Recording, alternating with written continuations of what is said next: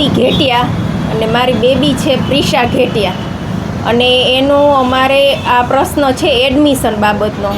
અમે મેડિકલમાં એડમિશનની પ્રોસેસ હાલે ને એમાં મેં 8 ઓક્ટોબરે મેં એડમિશન લીધેલું. એડમિશન ફી ભરેલી. આયુર્વેદિક કોલેજ છે સિદ્ધેશ્વર હનુમાન, સુરેન્દ્રનગર જિલ્લો વઘાડા ગામ અને તાલુકો ડસા.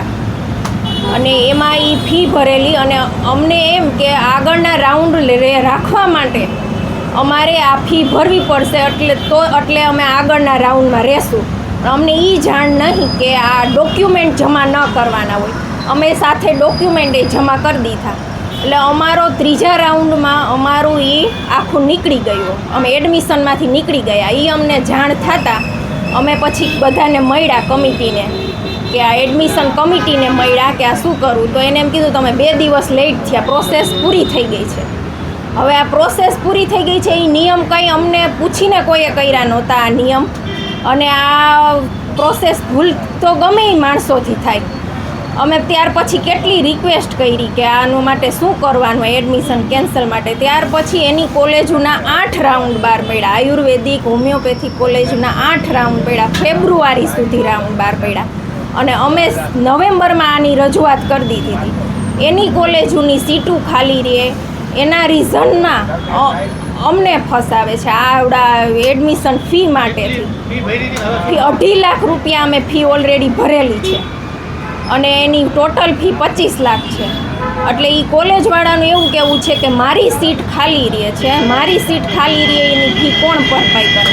તો એના હાટુથી કોઈ ધંધા, તો આ જ ધંધો સારો ને, ગમે એ માણસોને ગમે એ થાય તો એનું નુકસાન જ નહીં.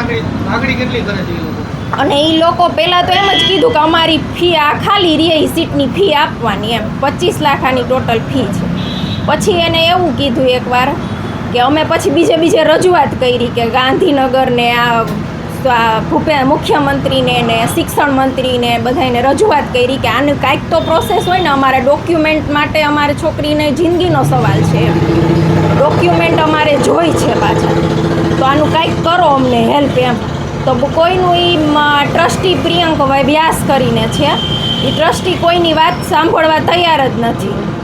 એટલે એને પછી એવું કરી નાખ્યું કે હવે આ પ્રોસેસ એમાંથી જ થઈ નહીં કે તમે પહેલી વાર મળવા એને ગયા તો એને એમ કીધું કે 1.5 વર્ષનું માસ્ટર સમજીને તમે 5 લાખ આપો એટલે પૂરું થાય ફી.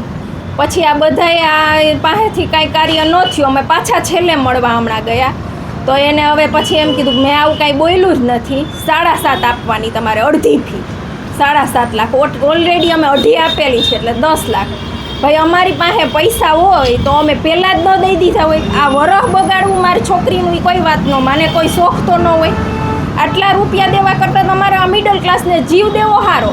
અને આની જમીને અમે હાલો વેચી, પણ કાંઈક મારી છોકરીનું ડોક્યુમેન્ટ થતા હોય કે ભવિષ્ય થતું હોય તો હું કાંઈક વેચીને કરી શકું. વગર આ મારા ડોક્યુમેન્ટ લેવા મારે આટલા રૂપિયા દેવાના.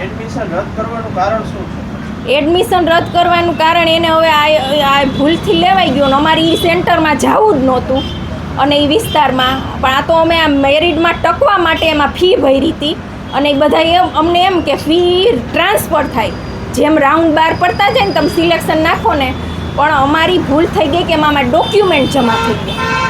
એ ભૂલના કારણે અમારે આટલું એમ. હવે એને આયુર્વેદિક લાઈન જ નથી લેવી. અને